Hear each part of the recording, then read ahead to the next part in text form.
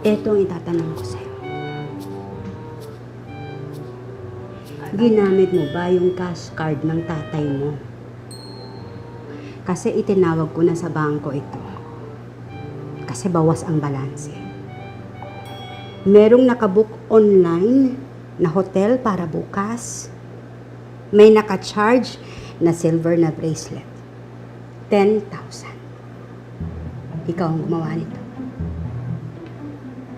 Hindi po. Umamin ka. May boyfriend ka na? Siya ba kasama mo sa hotel? Boyfriend? Boyfriend ako! Hindi po. Nagpapaalam naman po ako pag ginagamit ko yung cash card, di ba?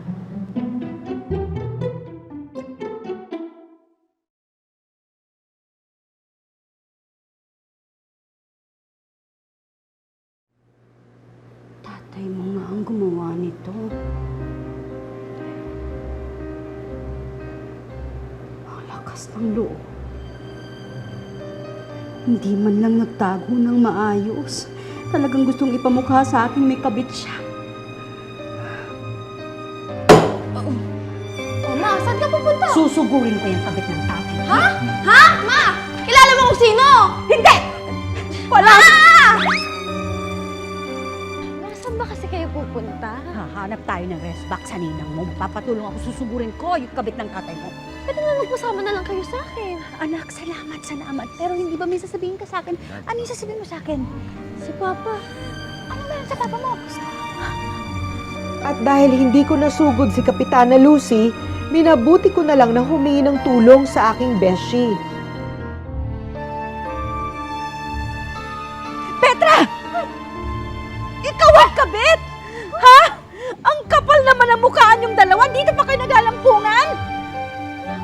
Ma! Lucy! Tama na yan! Ano to? Bakit ka nagkakagulo? Akala ko ikaw ang kapit ng asawa ko. Ito pala eh! Kailan pa to? Hayop ka! Baboy! Naku, friend, ano ba pinagsasabi mo? Lahat na ng hayop sinabi mo na. Huwag mo kuma-friend. Friend, sagutin mo ako. Kailan pa to? Teka nga, Rosie. Ano ba nangyayari sa'yo? Dati si Kapitana pinagsisilosan mo, ngayon naman si Petra. Ano yan? Bracelet? Pa-hotel-hotel pa kayo? Hoy, ikaw. FO na tayo. Friend, ha? Sumusobra ka na. Na-hurt na ako. Anong ibig mo sabihin sa FO? Na-hurt ka? Hindi mo pala na-gets? FO, friendship over!